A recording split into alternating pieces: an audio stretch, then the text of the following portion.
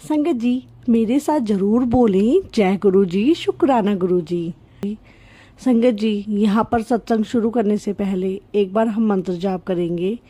ओम नमः शिवाय, शिव जी सदा सहाय। ओम नमः शिवाय, गुरु जी सदा सहाय।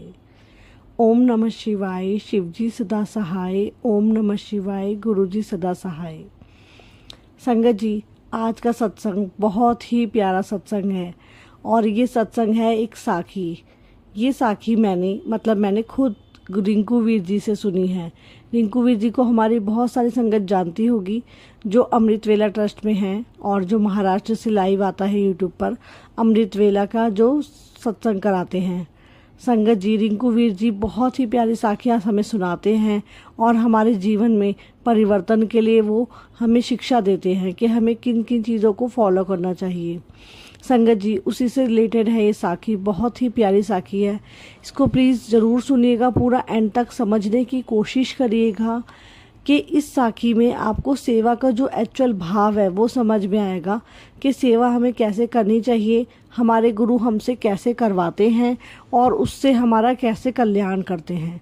संगत जी, सच में अगर हमें कोई हमारे गुरु महाराज ने सेवा बख्शी है तो वो हमारे कल्याण के लिए। संगत जी, मुझे एक बात बताएं, क्या हमारे गुरुजी के पास इतने लाखों करोड़ों की संगत है? हमारे गुरुजी साक्षात खुद भगवान हैं, महाशिव हैं, तो क्या उन्हें हमारी सेवा से फ़र्क पड़ता है? बिल्कुल भी नहीं। पर वो सेवा हमें बख्शते हैं। क्यों बख्शते हैं? ताकि हमारा कल्याण हो, हमारे कष्ट कटे। क्योंकि हमारे गुरुजी हर एक संगत से प्यार करते हैं।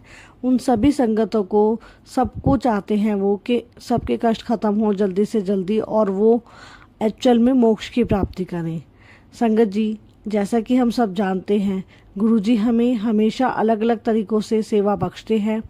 तो उन सेवा को हमें किस भाव से करना चाहिए, कैसे करना चाहिए और किस तरीके से गुरुजी हमारे कष्ट काटते हैं, ये है हमारी सेवा की आज की साखी।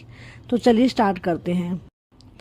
संगत जी, ये कथा है एक धनी व्यक्ति की, जो बहुत ही धनी है, संपन्न है, एक सिंपल और एक अच्छी लाइफ जी रहा है। जीवन बहुत अच्छा है, सुखद है, खेती बाड़ी है, किसान खेत में काम करते हैं, मजदूर है, सब कुछ बहुत अच्छा है, आराम से ज़िंदगी चल रही है।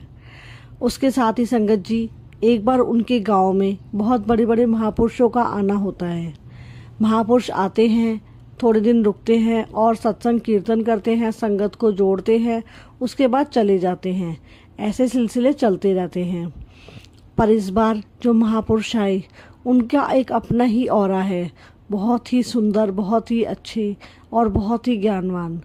संगत जी, ये धनी व्यक्ति उन महापुरुषों के पास जाते हैं और उनके आगे हाथ जोड़ के बड़ी विनम्रता से बोलते हैं कि महापुरुषों, आप हमारे गांव में पधारिए हैं, हमारे भाग इस चीज़ के लिए बहुत धन्य हैं, आप हमारे गांव में आए।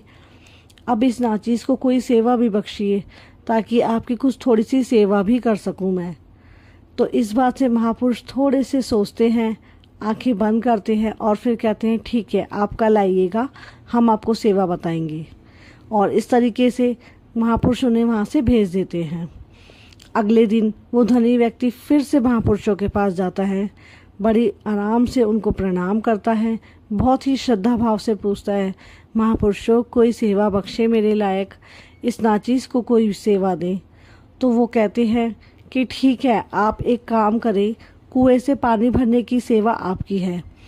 आप ये ध्यान रखें कि जो भी साथ संगत हमारे साथ है, वो सब, उनको किसी प्रकार की पानी की कमी ना हो। आप पानी की सेवा लें, कुएं से पानी भर के आप संगत को पहुंचाएं, ये आपकी सेवा है।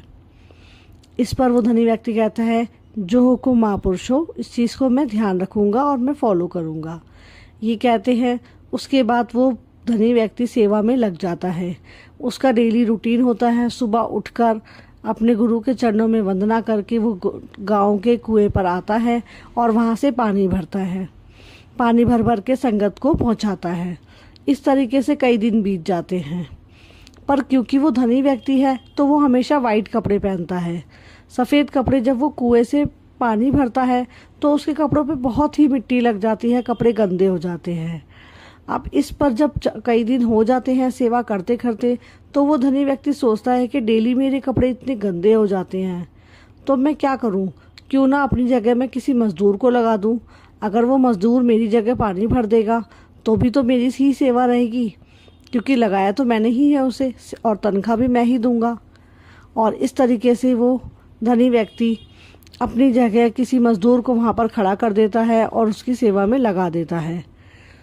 और इस तरीके से कुछ दिन बाद उसकी सेवा ख़त्म हो जाती है। धीरे धीरे समय बीतता है और आगे चल के उस धनी व्यक्ति के स्वास्थ्य में बहुत प्रॉब्लम आनी शुरू हो जाती है। वो बहुत बीमार रहने लग जाता है। अब उसको लगता है कि ये अचानक से मेरी तबीयत इतनी क्यों ख़राब हो जाती है। और तबीयत ख़राब होते होते उसकी तबीयत इतनी बिगड़ जाती है कि वो बिल्कुल बेड पर आ जाता है। अब ना वो उठ के वॉशरूम भी जा सकता है। इस हालत में वो अपने मन में विचार करता है कि मेरी ऐसी क्या गलती हुई है कि मेरी आज ये हालत है। मैं उठ के वॉशरूम भी नहीं जा सकता, जिसकी वजह से मेरे कपड़े इतने गंदे हो जाते हैं। मुझे अपने आप को देख के इतना फील होता है, इतनी घिन आती है कि ये मेरी क्या हालत हो गई है। और इस तरीके से वो मन में विचार करता है और रोता है। कुछ टाइम बाद फिर से वो महापुरुष जो पहले आए थे वही उनके गांव में आते हैं। तो अब इस बार धनी व्यक्ति हिम्मत करता है, उनके पास जाता है और कहता है, महापुरुषों, मेरी हिम्मत नहीं है, बिल्कुल वॉशरूम जाने तक की हिम्मत नहीं है। मेरे कपड़े बिल्कुल गंदे हो जाते हैं, मेरी तबीयत बहुत ख़राब है, मैं क्या करूं? इस पर वो महापुरुष कहते हैं कि आपको याद होगा जब हम लास्ट टाइम यहाँ पर आए थे तो हमने आपको सेवा बख्शी थी। वो सेवा आपके गुरु ने आपको बख्शाई थी कि आप आएँ और इस कुएँ से पानी भरें।